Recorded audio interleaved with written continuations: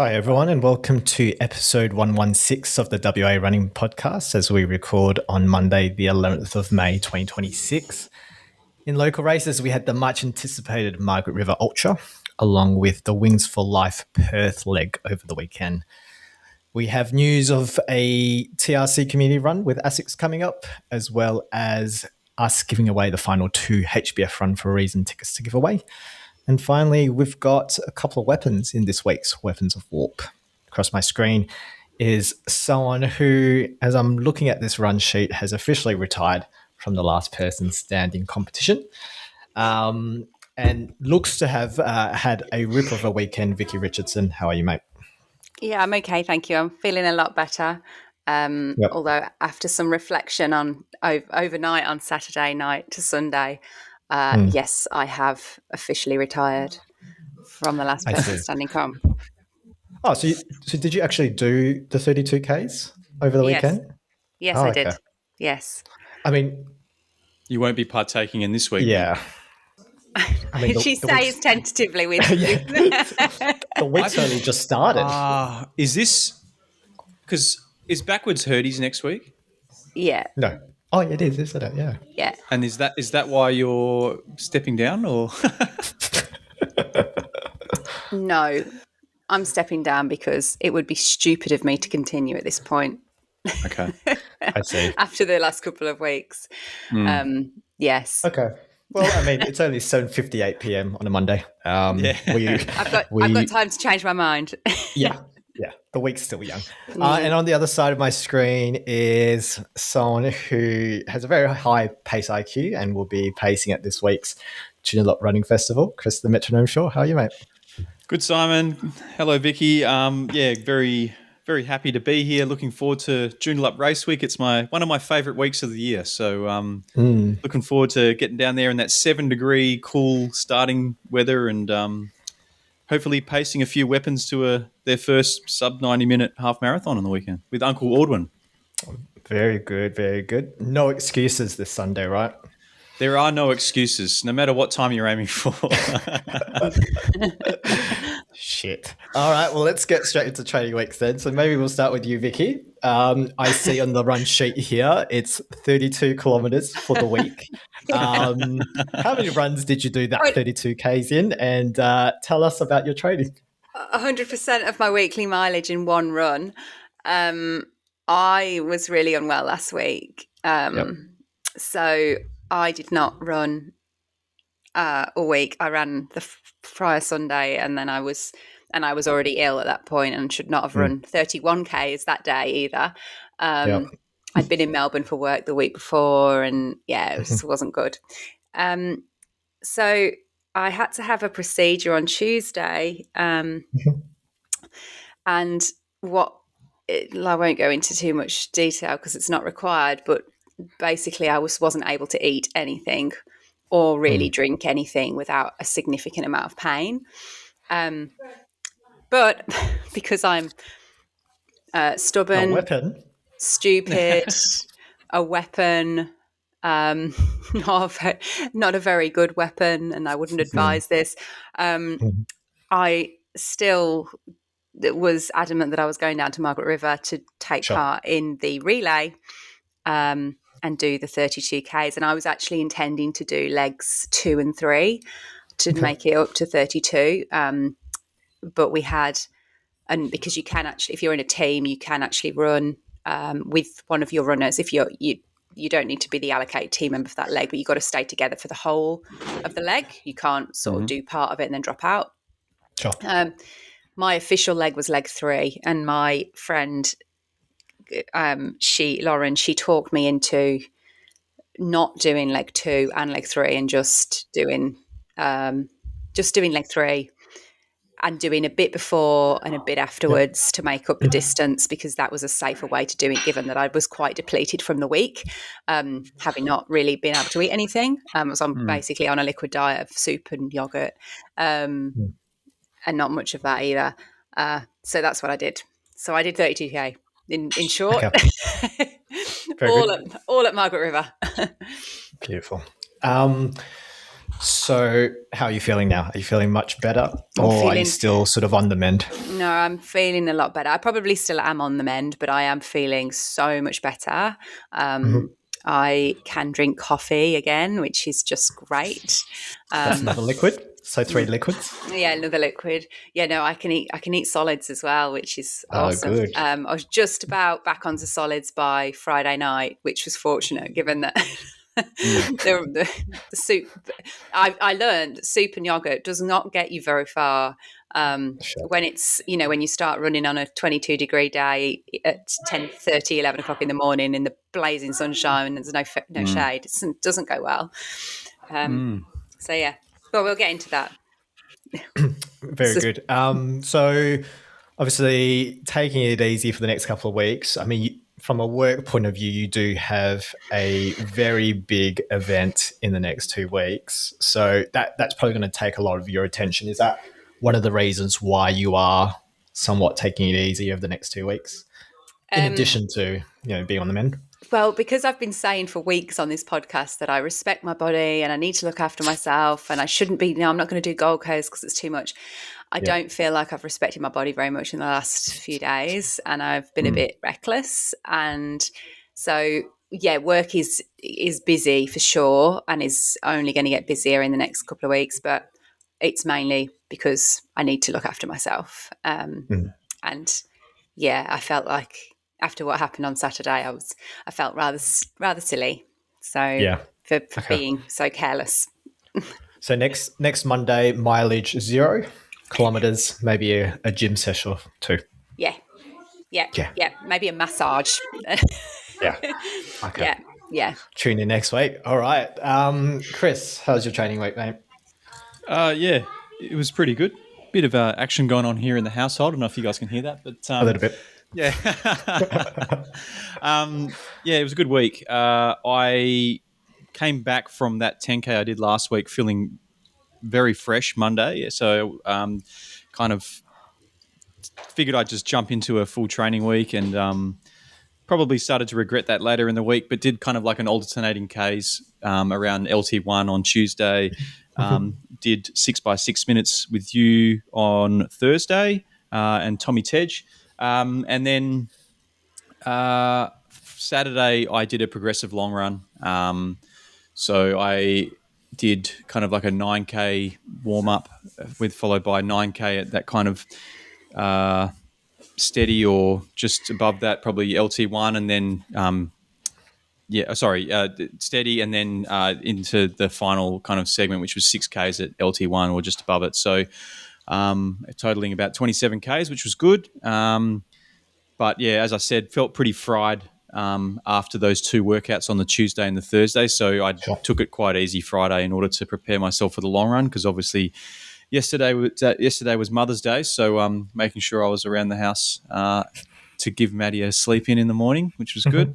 And then, rounded out the week with a couple of nice jogs. We went for a jog with the family on Sunday morning, and then did a brief jog in the evening yesterday, and managed to get my 2 gym sessions in for the week. So it was all in all a good week's training. Very good. What's your alternating K session on a Tuesday? So what paces are you doing those Ks So I guess one of the things I've written here, which I completely neglected to mention just then, was that I've been using the data that I got from Xander and Raf during my lactate test to be able to more accurately determine where I should be running my zones and the paces I should be hitting on those threshold and tempo runs. So for the alternating Ks, the goal was to kind of run between the ons would be between LT1 and LT2, so sitting around, for me, about 350 to 355 a K. And then the offs were just below LT1, so it just gives the opportunity for the heart rate to drop slightly and any elevated lactate to then kind of flush and then repeat. So I think I can't actually remember how many alternating Ks I did. I think it was 6, so I did 12 Ks all up. Yeah, okay. because like I said, I was feeling very fresh on the Monday. Tuesday. So it was probably a big session to do straight after a 10K race. I paid for that on Friday. So, yeah.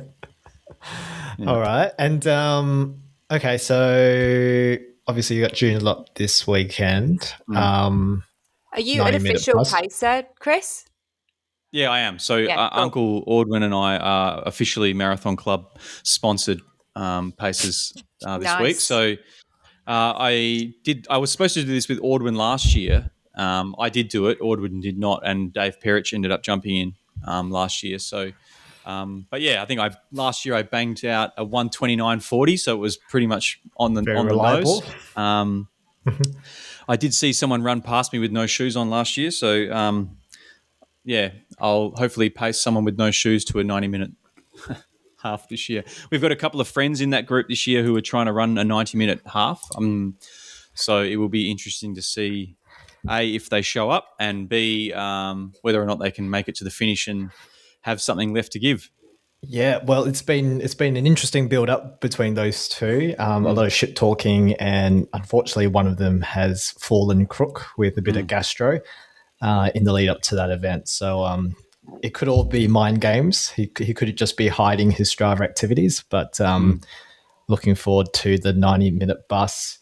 I think we originally had 3 people hoping to go sub 90, but our friend got himself hurt. So one of them, yeah. So hopefully there'll be 2 on the start line for the 90-minute bus. All right, very good. I'll do my week, 102 Ks for the week. As I was chatting to Tina after the Saturday sesh, and I had already done 90 Ks for the week after the Saturday session. She's like, why did I give you so much mileage 2 weeks out from Joondalup? And and then she asked me, what my long run plan was. And I went, I think you've got an hour 45 down for me. And she's like, yeah, I must have been really angry at you for doing Herdies. So I must have just given you a shit ton of mileage. You shouldn't be doing that mileage at all in the lead up to June the end. Kind of feeling it really, to be honest. So the last couple of weeks, feeling pretty heavy in the legs. And I think it's just, with life going on at the moment, with the house move and just general stresses with work and all that sort of stuff. So I think struggled to do a lot of the sessions last week, and that somewhat continued this week. Tuesday was okay. I had 12 by 90 seconds, did that at Hyde Park, and that was all right. Thursday, you did 6 by 6 minutes. I did 6 by 4. And then Tina had sort of instructed me to split the 4-minute reps into a 2-minute 30 at a sort of threshold type pace, and then kick for the last 90 seconds. It was a really nice cold morning on Thursday. Obviously, we had Teji with us. Got very excited. Decided to follow Tej for approximately 15 seconds before he took off. But I think I went off really quickly. It was very, very spicy first rep and paid the price towards the end there. And then I had a 2x5K on Saturday at race pace. So originally hoping to do a 78-minute half. I have now dropped that to hopefully a sub 80. And so I did the paces at 3:45s. I had Dan abuse me for 9 of those Ks. Calling me soft. That'll get you round. Called me soft for dropping it to 3:45s. But the perceived efforts of 3:45s were very high. So I think I am sticking to 3:45s at this stage. And then with Tina sort of tweaking my long run yesterday, and for the next couple of weeks, or the next month for that matter, we're sort of easing the mileage off quite a bit. So I do have Joondalup this Sunday. I've got HBF the following week. I'm pacing Ella. And then I've got no real plans afterwards. I'm going to do Rotto as a long run and we'll see what happens after Joondalup. But the plan will be to ease up mileage. I've been, sick, house move. So I'm feeling a bit knackered and tired, really. So I think we're just going to ease up the mileage quite a bit until I freshen up and have the energy to wrap the training back up again. Do you know what you'll target in the second half of the year after Joondalup being kind of the A race for the first half? Contemplating Shelley Loop, because I think that is 19th of July, sometime in July. And Perth half. So I'm kind of tossing it between what would be my A race out of the two, because I think they are 2 weeks away from each other. So I think, doing Bridges pretty sick. I'm tempted to err towards Shelley being a potential A race, but then I know I've got John Gilmore later in October as well. So at this stage, one of the two will be my A races. I'll probably do both in some capacity. Yeah. Nice. Very good. Yeah, great. I guess this week you're taking it pretty light. Max's training looking?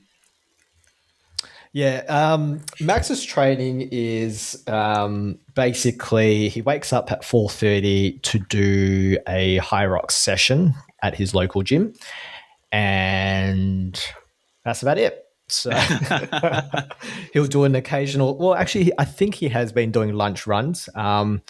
He's lost his watch, so there is very little Strava activity you would have seen, and that's because he's lost his watch. He can't be bothered recording his activities on his phone, so he's just jogging. Nice. But we know an easy max run is 4-minute Ks, 350 per K, and then he runs for charity on Friday, which involves running with me. Well, he's looking very fit. Either way, he's a fit boy. I think he's planning to do High Rocks Perth. I think sometime in August. But I think he would have been ready for 3:41s. That would have been his steady pace, I reckon. And 3:45s would be a walk in the park for him. So cool. I'm in good hands. And if it is windy, I'll just be behind the big unit, so should be good. Nice. Well, it's looking like good weather. I think, hopefully the wind doesn't ramp up because, minimum of 7 and a max of 21, I think. It's looking pretty good. Every year, Joondalup just turns on the weather, really. So it's probably been, 3-4 years straight where it's perfect conditions for Joondy. So I always do my long runs around Lake Joondalup, so I kind of know how to run it. Obviously, there's that big little rise at the start because you run towards you run towards Picnic Cove for the first, K or two before you turn right up the hill and then you return back to the start line and then you do the loop. So it's just that rise at the start. You do a little bit of a rise again at I think Drovers, somewhere around there near the fire station. And then it's kind of flat after that, really. So, I kind of know how to run it. So if I can survive 12 Ks, hopefully she'll be right. The last 9 are very nice. Last 9 Ks, Yeah. And then once you're on Ocean Reef and you're turning back in towards the finish, that's 4 Ks to go. So that's when you really send it. So, I know the lake very well. Hopefully a good day. So 3:45s is the plan. And then if I'm feeling good, push on. But 3:45s takes me to 79 minutes with a bit of change. So sick. Nice. Very good. I'll stick with that. Yeah. Cool. All right. Wow. Let's get into results. We had Margaret River Ultra on the weekend. Chris, take it away. Yeah. So, I guess Vici, you ran this, but there was a bit of anticipation around Ben Leeson running this event. Ben has won the 42K previously and has the course record for that race that course as well. So he was out to break Josh Chugg's record from 2023, which was 6 hours 36 minutes. The women's course record is held by Anna McKenna in 7:09:55 from 2022. But so the 80K, so the 80K solo and the teams was run on the Saturday. The female race was won by Nicole Payton in 8 hours 13 minutes 48 seconds, followed by Cara Dugan 8:15:06 and Crystal Lyons in 8:51:13. The men's, as I said, Ben Leeson managed to take out that course record in 6 hours 16 minutes 13 seconds. So he's taken a good 20 odd minutes off that time, which is great running from Ben. I did send him a text this evening just to see how his legs were and how the event was, and he said that beside a bit of a stiff northerly for some of it, obviously you're quite exposed over the ridges. He said it was beautiful conditions, incredible scenery. So, beautiful day to run, beautiful temperatures. Ethan Stirrat came in second in 6 hours, 57 minutes, 43 seconds. And then Jack Valentine in third, 7 hours, 18 minutes, 47 seconds. Did I say 20 minutes? Yeah, so 19 minutes we've got there. So that's a pretty solid run by Ben there. Ben is running he's running Transcend. So hopefully in the coming months we'll have Ben on the podcast to talk things all Transcend as he trains for that. But I guess we'll announce that closer to the time. The teams race, we had Ogging Squad basically running the show over the weekend. So the female race was Ogging Squad G, presumably for girls, taking out the win there, 6 hours, 53 minutes, 2 seconds, followed by Runners Ultra Connected, which presumably is Kat Watt's team, featuring Lauren French and Ash Ritson, I believe. So, Top girl.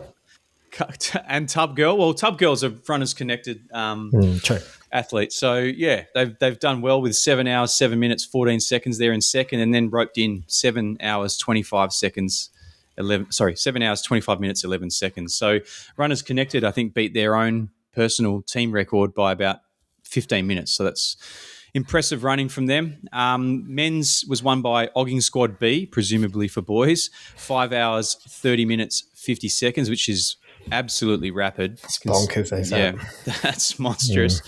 Now, we had the Settlers Express coming in second, 6 hours, 8 minutes, 38 seconds, and then JOMB, 6 hours, 50 minutes, 15 seconds. So I'm not sure what JOM stands for, but I'm sure they might get in contact with us if they're listening and let us know. We had Florida Beach Fitness in the mixed relay coming out first, 6 hours, 10 minutes, 24 seconds, which is obviously also very rapid. Orienteering WA, 7 hours, 3 minutes and 41 seconds. Is Mark Lommers in that team by any chance, in that orienteering team? No. I feel like, yeah. No, Interesting. no offense to Mark, but I did look at, I don't know whether I saw some photos of them, but they're young lads. Oh, okay. Yeah, Riley. Younger lads than Mark. Yeah, Riley McFarlane. That's it, Riley McFarlane. Yeah. Yeah. Very good. And then third in the mixed relay was Scrambled Legs and Aiken, which is a great name. 7 hours, 5 minutes and 49 seconds. Speaking of great names, a couple of just special mentions for team names that I saw on the list there. We had We Come Quick in the men's race, which was great. I think they featured in the top 10, so well done there. And we had Cougars and Cubs in the mixed relay. Presumably Shaff was part of that team, not sure, but I often see Shaff running with women on the coast, so I figured that he might be part of that group, but maybe not. Now, in speaking of mixed relays, we had Jess Bird from Ogging Squad G who took out that race in the women's with a voice memo. Here it is. Hey guys, so just a recap on the Margaret River Ultra relays. Our track club Ogging did really well, finishing in first for the men's and first for the women's as well with a new course record. The race itself went really well. We started off in a really good position, very, very cold in the morning with quite a strong wind, and we watched our first runner Lucy take off from Hamlin Bay. And then I was leg 2 and found leg 2 quite comfortable. It was pretty much runnable the majority of the way. And then, unfortunately, at the end, it was the biggest hill I have ever seen. and that was not fun and really hurt the legs. So I got to the top of that and passed on to our third runner, who was Emma, and Emma took off really quickly and had a fantastic and very long leg. I think she hit about 20 kilometres, and she kept the pace going, kept us in first place, and came in looking so tired, the poor thing, but she was really, really strong. I know she said it was quite basically like running on sand for quite a few kilometres, and she also had to do a bit of rock climbing as well, and then passed on to our fourth runner, who was Sean, and Sean ran an amazing leg. I think hers was about 18 kilometres, and again she ran so well, so strong, and another very hard leg, just full of sand really. And I think she also had a few rocks. And then we finished with Georgia, who led the team home, and I think she ran about 13 kilometres, and entered into the winery where the rest of us girls joined her, and we all crossed the finish line together. And it was a really, really good day out. The event was superbly organised, and as a team, I think we unanimously decided we wanted to run sub 7 hours, which we did, finishing in 6 hours 53. So I think we broke the record by about 29 minutes, which, for us is our first time doing it. And I'm really proud of the girls. They all ran really, really well. And the boys as well were insane and so fast. Overall, it was a really lovely trip, really lovely day out. We were blessed with beautiful sunny weather, aside from the cold winds here and there. But overall, a lovely day. Awesome. A 30-minute course record. That's pretty amazing. Wonder what they'll put it together next year. I mean, Jess has had a pretty busy month, eh? She came second at Bridges, first at the Rockingham Classic last week, and now a win at Margaret River Ultra. So absolutely slaying. 42K on Sunday. So we had Lisa Mannix winning the women's race in 4 hours, 19 minutes, 28 seconds, followed by Maluka Bancroft in 4:28:57, and Bridget Murdoch coming third, 4 hours, 42 minutes, 13 seconds. The men's 42K was won by Josh Chugg, the previous course record holder of the 80K, 3 hours, 40 minutes, 39 seconds. So I think he just missed out on Ben Leeson's marathon. I call it the half, but it's the half the distance of this. The 40, he just missed out on Ben's 42K record. So Ben's got both the 80K and the 42K now, which is crazy. Sure. Liam Chalmers came second, 3:48:14, and then Liam Lilly in 4:07:29, rounding it out the podium. Now, the Grand Slam, which is basically solo runners completing the 80K and the 42K on Saturday and Sunday, respectively. Crystal Lyons won that in the women's. So she came third, I think, in the 80, and then rounded out I think she finished just outside the podium on the 42K, but managed to nab the top on points in 14 hours, 17 minutes, 19 seconds. Claudia Seke in second, 16 hours, 14 minutes, 44 seconds. And then Michelle Decker in 17 hours, 30 minutes, 16 seconds. That's a lot of running to be doing inside 2 days. Yeah, that's stupid, isn't it? That's good stuff. Ethan Stirrat, I think I mentioned him in the men's 80K on the coming second.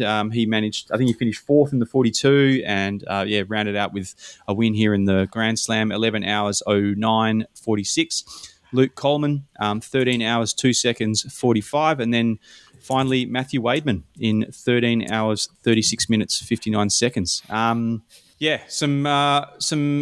fair bit going on across the board there. Vici, you, as you said at the top, you kind of did leg 2 and 3. Any other notes or anecdotes you wish to make while we round this one out? I didn't do leg 2. I did leg 3. I did a little bit. I did basically laps of the car park before. That's how you rounded out your 32K. Yeah. Oh my goodness. So right. I did 4.5K. That's even more weapon-like. Yeah, I did 4.5K before leg 3, and then I did 7.5K after leg 3. I saw the Ogging guys and Jess they were amazing. Their transitions were so slick, very, very impressive. They did like that record. There was a new course record set by the women's team last year, Runners Ultra Connected, and they knocked a big chunk off their time, as you said, and then just got completely obliterated by the Ogging girls. They were flying. It's such a tough course. It's a beautiful course. I've done it 3 times, and I've never done leg 3 before. I have done leg 1, leg 4, leg 5, now leg 3 as well. So leg 2 is the only one that I'm missing, so I'll have to do that next year. That hill that Jess mentioned at the end of leg 2, I ran down it because you're running it down as the runners are coming up. It's huge. I knew that we did that, but I didn't realise how big that hill was, and they were looking quite pained by that point. So the runners coming up, and it was warm. It was really warm.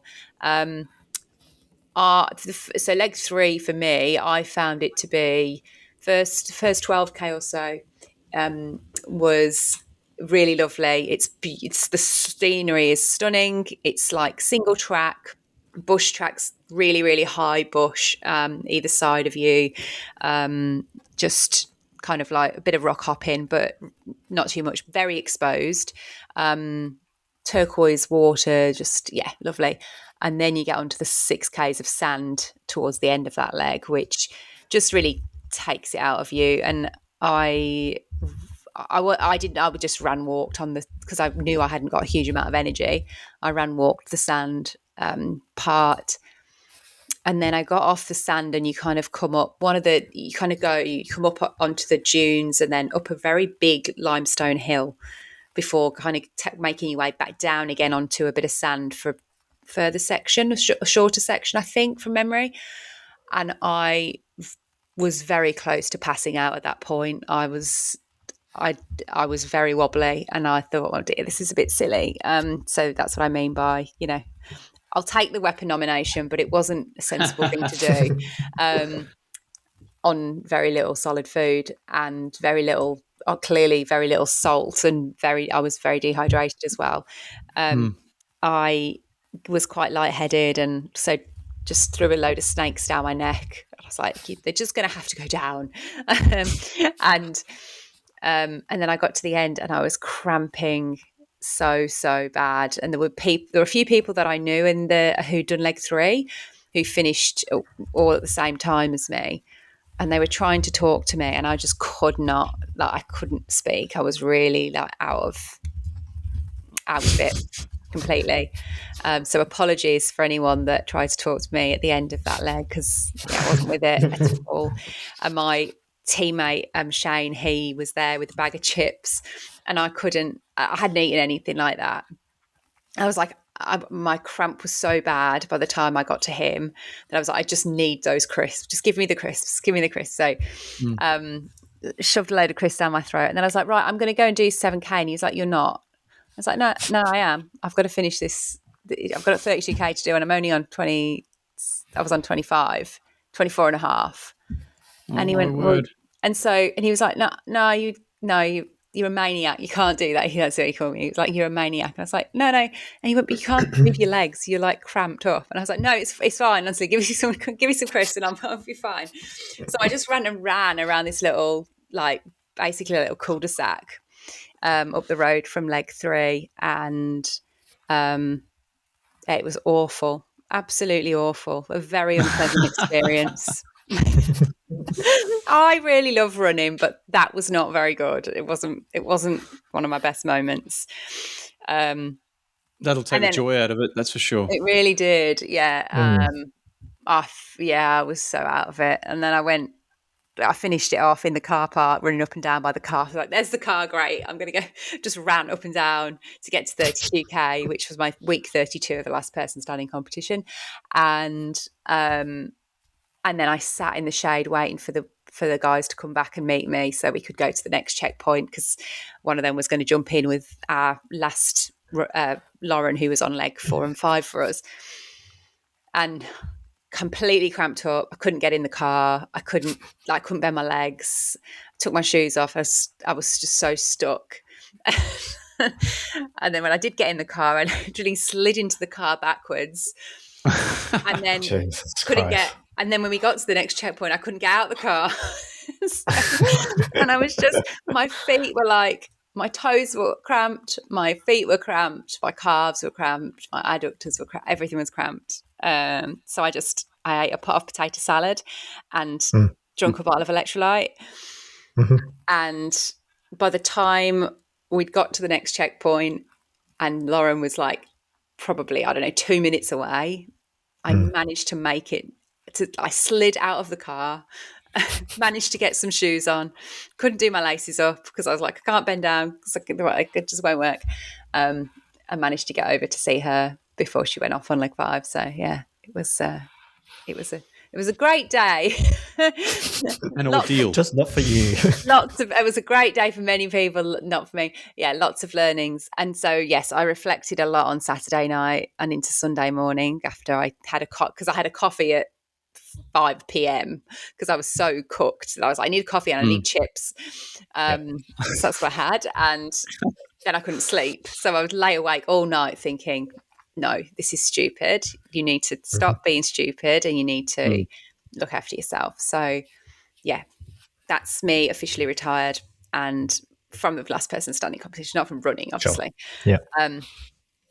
But yeah, it is such a well-organised event. Jess is completely right. I love that race, and I think I would enjoy doing some more of the rapid ascent races. They just get it absolutely spot on. Everything, like, there's enough toilets, there's changing facilities, there's, they've got everything that you'd need to buy if you've forgotten anything. They've got fuel, they've got hydration packs, like at the nice. bib collection, and then at the finish line as well. Their merch is great. They got wooden medals this year, which I thought was a nice touch, like rather than a bit more sustainable. All of the 80k finishers get a glass, like a glass to take with them that's printed with the event of the year on. Everyone gets free like beer or whatever you want at the end as well. So yeah, really, really great event, and they just keep kind of evolving it and improving on it every year. I will do a few little shout outs. So there were a few Wolves that took part in the 80k event. Mark Smith ran sub 10. I think he did about 9:38.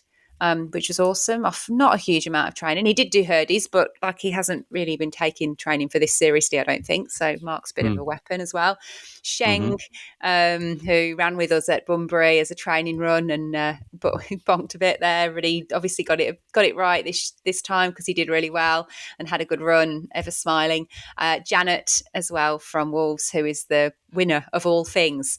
She didn't win this one, but she does win all the prizes for any competitions that she enters. She ran some 11, Evelyn. She was absolutely thrilled with that. And then you've already mentioned Matthew Weidman, who is one of the LPS crew, who did the Grand Slam. Chris Nucky also did the Grand Slam, and Michelle Decker. So just a little shout out to them as well, because I do not know how those guys do back-to-back runs on those 2 days. It's such difficult terrain. Hats off to all of them. Big time. Is the 42k a similar course profile to the 80k? Like, is it a section of the 80k or is it a completely different course altogether? Do you know? I should know, and I don't know the answer to that. I feel like it isn't the same course. No, I think it runs from reverse. Am I mistaken? Or something like that. Yeah, it's not. It's better, and then you obviously finish somewhere different. But looking at the maps that I saw anyway, but I might be completely wrong. But slightly different. Yeah. Just like 120 k's over what? Over 2 days is it's crazy. Yeah, it's wild. No, very good. Very, very good. All right, Simon, take us away with Wings for Life. Yep. So Wings for Life is an international event that's held over the weekend. We unfortunately are forced to do the event, the Perth leg anyway, on a Sunday evening, but I think it runs on a Saturday for most parts, particularly in Europe, in which it's quite big over there. In terms of the international results, we had Joe Fukuda of Japan winning his 4th Wings for Life run with a world record time of 78.95 Ks, ahead of Dariusz Nozinski of Poland with 67.96 Ks. I was having a look as you were talking, Vici, about how fast Joe would have had to run to reach 78.95 Ks, and his average pace would have had to be 325 to 330 per K. That's bananas. And towards the end, because the catcher car speeds up every single time, to cover nearly 80 Ks requires more than just speed. It requires outrunning a vehicle that eventually reaches 34 Ks an hour. So, that's ridiculous. At that point, you're not outrunning the car. No. That is phenomenal stuff. Yeah. In terms of the women's, Mickey Kietels of Netherlands finished with 62.24 Ks, and Esther Pfeiffer of Germany had 60.33 Ks. So we had the Perth event Sunday evening. I think it was Sunday 7:30 p.m. I think last year was like pissing down with rain, and it was a 5K loop starting out off the stadium, and you kind of do almost like the Borloo Bridge, Matagarup kind of loop. This time round, it was just a 2K loop where you do a lap of Optus Stadium, you go up and down Matagarup, and that's 2Ks, and you just do that a bunch of times. Probably not ideal, but in the women's race in Perth, we had Kai Prendergast with 26.35 Ks. We had Christy Oliver with 26.32 Ks, also part of the last person standing comp. And we've got, I'm going to say, Anai Richard in 23.44 Ks. And in the men's, we had Josh Dawn in 42.28, so just making the marathon distance. We had Russell Paul in 42.02 Ks, and then we had Dominic Bridges in 36.33 Ks. We had the pleasure of Hayden McGregor, who was commentating the event, leave us a bit of a voice memo. So here is Haydo with the Wings for Life recap. Casual kudos, Simon, Chris and Vicky. Hayden here, your roving reporter. Making a bit of a habit of this at this point. Down at the Global Wings for Life Global Run last night, I had the misfortune or fortune of emceeing. Obviously, Rob and Claire are the better MCs, but there's a better event with Margaret Ultra on. So they got the super sub again. Look, it's a different race. It's run globally, so 7 p.m. on Sunday is the time that suits Europe, so we bend at that wheel. But look, it's a fun event. Over 400 people there last night down at Optus Stadium. They took feedback from last year where the Marathon Club in our pouring rain was a bit miserable, and 5K loops with a bit of darkness isn't the best when it's 9 o'clock at night. So 2Ks around Optus, and the course obviously also went up the Matagarup Bridge and back lap on lap, which after about 5 or 6 Ks, a few people were realising that is actually, in fact, not very fun for anyone who's done the Perth Running Festival. Not fun at the end of 41 Ks, certainly not fun every 2 kilometres. Otherwise, great atmosphere, lots of yellow shirts, lots of free shirts. So popular, actually, in fact, that people were still waiting to get a shirt instead of starting their run on time. For anyone who's never done it, you start everyone globally at the same time. 30 minutes later, they set off at chaser car at 14 Ks an hour, and then every 30 minutes the car speeds up until it catches you. Doing the maths, 7 Ks in the first hour, 14.5 in an hour and a half. You need to do 23 in 2, so a sub 2 half mara plus a bit of extra. And then last night our 2 winners managed to clock a comfortable sub 3 full marathon before the timer ran out. Couple of interesting quirks out on course. M. Grosso, who's a local influencer, turned up and agreed to wear her hockey gear for about 4 laps. So that looked pretty bloody miserable, to be honest, but all for a good cause. Global Run is a charity event as well, so research for spinal cord injury. and sponsored by Red Bull, of course. And this year they even chucked on some pizzas at the campfield. So in between runners, I was obviously encouraging everyone to grab a feed and grab a few beers as well, because, nothing worse than finishing a 10K long run on Sunday night next to a pub and going home. So a few less than thirsty by the end of that night. I had a few requests come to me on the microphone as well, but, duty calls. Anyway, yeah, good event. Much better run than last year and a few other years before then. Thankfully, Soda was busy doing Margaret River because that man did 56 Ks last year and I would have been working till bloody midnight. So, yeah, good event all round. The only other comment I could think of is, if we could reflect back on Simon and Vicky's adventures at Hurdy's, you might get bored of doing a 6.7K lap after a few hours.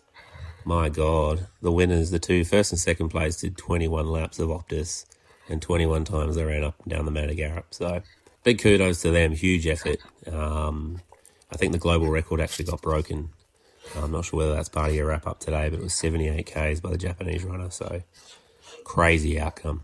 Anyway, toodaloo, hooroo, have a ripper team. That was Hayden. Nice little dig about PRF, which we like. Little dig at Smithy and Hocker, and yeah, good work, Hayden. Yeah, always good value. Very good. All right, we have upcoming events. Vicky, take us away with some of the upcoming events in the calendar. Yeah, I'm just looking. I don't think that. Sorry, I'm just still on Sota. I don't think did Margaret River Ultra, so I don't know. Did. He did. Oh. Yeah, he didn't have a good run. He was, I think, up there at the start, and I think managed to finish, but down the pecking order quite a bit. Oh, okay, all right. I can't see him in the results. I don't know. I just feel like I oh dear, was that bad? Oh, sorry, Sota.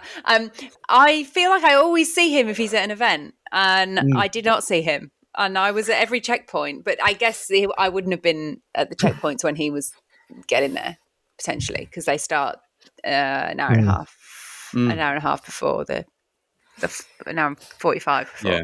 Anyway, I digress. Just to confirm, the 42K on the Sunday is a completely different course to the to the 78K event at Margaret River Ultra. It goes south, whereas the Ultra goes north. Okay, so cool. That's that one answered. Yes, we've got upcoming events. We've got the Joondalup Running Festival, which is exciting. Both Chris and Simon will be there. I will not be because I'm not running this week. It is sold out. We've got Stirrat or Hurdy's backwards. Backyard Ultra. That is on Friday the 22nd of May. I also won't be there. So yeah, just in case you were hoping to see me. I mean, just fun fact, Vicky. Lake Joondalup is 17 Ks for a loop. So what are you up to? You're up to 33. Let's do two of those. You sorted. Yep. No, don't encourage me. Don't encourage me. Your support would be much appreciated as I try and hit 80 minutes. I mean, I could come and cheer. That would be okay. Maybe I will actually. Yeah. Maybe I will do that. I might come and ride my bike. HBF Run for a Reason is on Sunday the 24th of May, and the half and big news, the 12K is also now sold out. If you are on the hunt for an entry for that, just watch out for scammers. There are now a few out there on the socials, but entries can be transferred officially. So if there are there are definitely lots of people trying to offload entries, as kind of other things come up, people get injured, so on. So look out for an official one, and you can do that via the Race Roster website. The Ellica Running Festival is on Sunday the 31st of May, has a half, 10K and a 5K. And we have Cape to Cape Ultra on the 6th of June, Saturday the 6th and Sunday the 7th of June.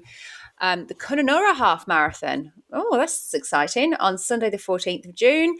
And also Rottnest Running Festival on the same day. Ultra Perth is on Saturday the 20th of June. And then we have the Perth Trail Series Snakes and Ladders on the 21st of June. Very good. Yep. Lots of running going on this time of year, and plenty of opportunity to get out there. So, looking forward to it. All right, we'll get into Simon Says. So we have an upcoming community run with the Running Centre, with the guys from ASICS coming down also with aware tests. So that's Wednesday, the 27th of May. 5:30 meetup with a 5:45 kickoff. But, obviously with shoes to test run, I would suggest you come in a little bit earlier for that. And then we announced our first winner of the HBF Run for a Reason ticket in Lloyd. Can confirm we are not a scam. We will award the other two winners for our competition. So we'll start things off with Matt Neves. So Matt Neves wins one of our tickets. I've got his voice memo loaded up. So here is Matt. Hey guys, hope you're well. Probably the easy answer would be to say that I run for the memory of my dad, but the more I think about it, it's actually not only for myself, but for my kids as well. I've got 2 young boys, and as someone who grew up with body image issues for the first probably 30 years of my life, I was always sort of too big, too slow, too fat to really do what I wanted to do. It affected me mentally to no end. And I'd hope that what I do now really encourages and shows my boys that it's somewhat cool to get out and look after yourself, go running, look after your physical health. It helps your mental health and everything in between. Hopefully they take those lessons. They see that daddy does hard things and can hopefully accomplish some really cool stuff. And hopefully it really shares the message that won't ever hold them back in whatever they want to achieve, whether it's in sport or just in life, that if they give something a crack, they can make it their own and do a really good job. So, yeah, just spreading that really positive message for my 2 young boys and really anyone else that's willing to listen. That's my reason for running. That was Matt. Congratulations, Matt. Very good. Very worthy winner, Matt. Excellent. And then our third winner is someone from the Enemy podcast from Casual Runners. Brodie actually submitted two voice memo entries, so we'll play one of those now, and then perhaps we'll play the other one in the outro. But here is Brodie's submission.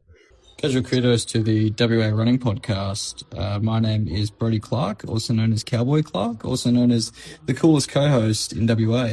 And I'm throwing my hat in the ring for the HBF half marathon entry that has been advertised on the Instagram page. My why this year? My why for me is self-improvement, really. I've had a fair few negative months leading up into 2026 and until now. Christmas time, I separated from my partner and lost her, my dog, my house, my job, and my life, really. I had to pack up and move back to Perth. Luckily, though, I'm proving myself to have a fairly high mental fortitude. I've selected a few things this year that I want to do that'll test my tough. This year is really just a self-check-in for me to make sure that I'm strong mentally and physically, and I'm developing in the way that I want to. I have a goal time for HBF, and I would love to achieve it. And just giving it a crack will be really, really good, I think. Good mental check-in, physical check-in for this time of year. And give us a crack. Let me have a go. That was Brodie Clark. Another worthy winner. Very much so. So Matt, Brodie will be in touch over the next couple of days to flick the registrations your way. And that's it for me. Well, Simon Says. Very good. Over to you, Chris. Sounded like Brodie was in a karaoke bar. He was, yeah. Yeah. I love the background track. Not sure what was going on there, but no, that's very good. Thanks, Brodie. Look, a couple of weapons this week. I'm going to start with you, Vici. I think I was listening to another podcast this week about what they call a low residue diet, and I think that's like a basically low fiber. Try and make sure that when you get to race day, you're empty and you're not holding anything else in. But I think a week worth of soup doesn't necessarily factor into a low residue diet. So incredible effort to polish off 32 Ks over the weekend and have time to take some nice photos of the coast, the southwest. Very good from you. Great to hear your recap as well. And we've mentioned this gentleman on the podcast before, and he's probably a numerous weapon nominee, Colin Dismuke. He he put together he ran Margaret River Ultra over the weekend for the third time. He came fourth on this occasion. But he, over the course of those 3 years of 24, 25 and 26, he has improved his time by over an hour. So I think back in 24, he ran 8 hours, 34 minutes. This year he ran 7:29. But he's put together a website like illustrating his progress in multiple different metrics. And I'm not sure if Colin's happy for us to share this. No, Colin is. Yeah, I messaged him over the weekend. He's happy to share the website, so we'll put it in the show notes. Yeah, I mean, I think it's going to blow people's minds. It's going to put John Penz's spreadsheets to shame. Yeah. My spreadsheets are absolute garbage compared to this. So this is really remarkable stuff, and it goes into depth about his average pace, his heart rate, elevation.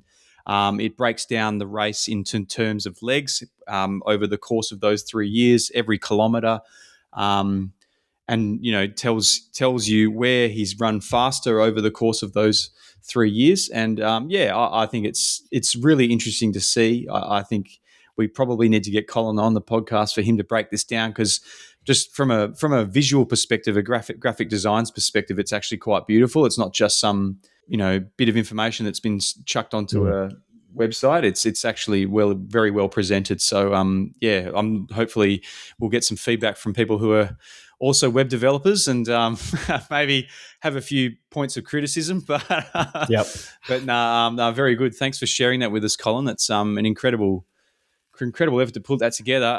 What I was going to say is it's quite sad that Colin didn't put the Adios Pro 3s on this year. He did wear trail shoes for the entirety of the race. So he managed to get it done. No, congratulations, Colin. And then I just wanted to say, there's been a bit going on recently. We've all been very busy, and we obviously, Vicky, you were away last week. Simon was away the week before, but I just wanted to say a big thank you to the wider Warp community for being just a bunch of weapons and getting behind us every week.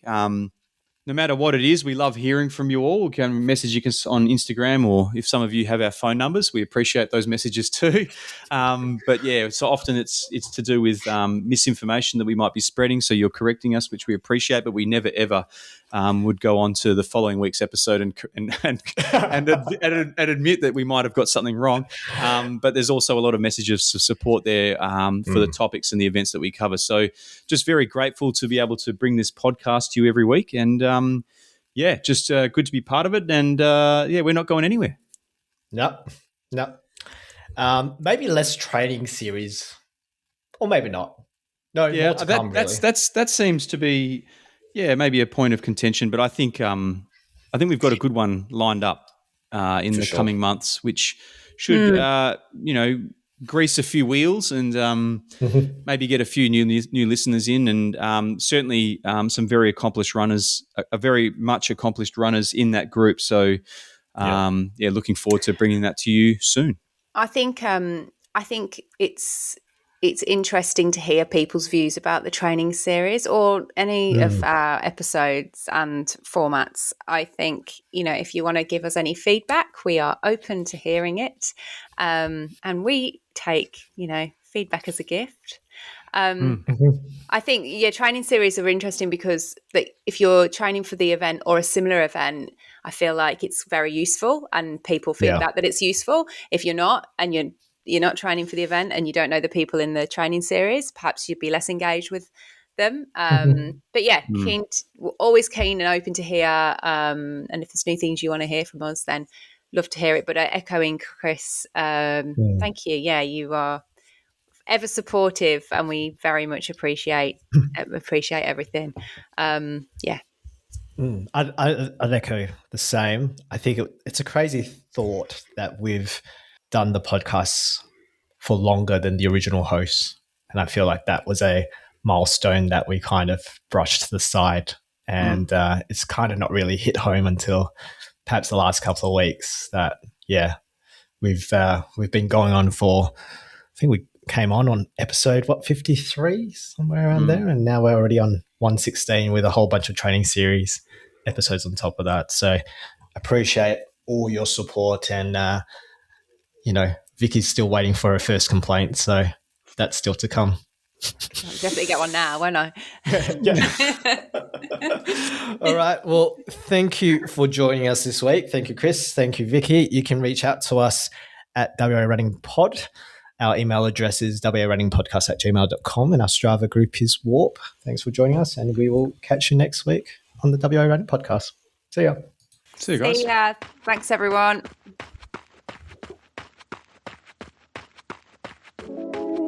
Casual kudos to the WA Running Pod. My name is Brodie Clark, also known as Cowboy Clark, also known as the coolest co-host in WA. But just a bit of a quick backstory. Ever since I was a child, ever since I was a young boy, ever since I could walk, I was always dreaming of entering and racing in the 2026 HBF Run for a Reason half marathon. But as I was getting older, I had to realise that those dreams, they're not attainable sometimes. And I have to grow up. I have to be a part of the real world and get a job and, start doing adulty things. But that was until the WA Running Podcast decided to announce that they were giving away entries to people with a creative response as to their why. So my why is, it's always been a dream of mine. I don't have private health, and I would love to just try and injure myself along the beautiful track that is HBF Half Marathon. And if that doesn't sweeten the deal, if I get picked to get one of the entries, then I will wear some form of WA Running Pod merchandise on the run as well, whether it be a hat, a shirt, some socks, something. Whatever Chris, Simon and Vici have got, I'll give it a crack and wear. What about a tattoo? Yeah, now we're talking. On his face. Just a temporary one. Temporary tattoo on the cheek. That's where we're going with it. All right. I think so. A quokka. Yeah. Yes. Yeah. Done. A quokka-shaped tear. Yeah. Yeah. I did get asked this week if somebody could wear the quokka suit to run the half marathon in. Oh, wow. Mm. Yes. But unfortunately, really, I think, would want to do that, pretty sure. I'm not sure he'd fit.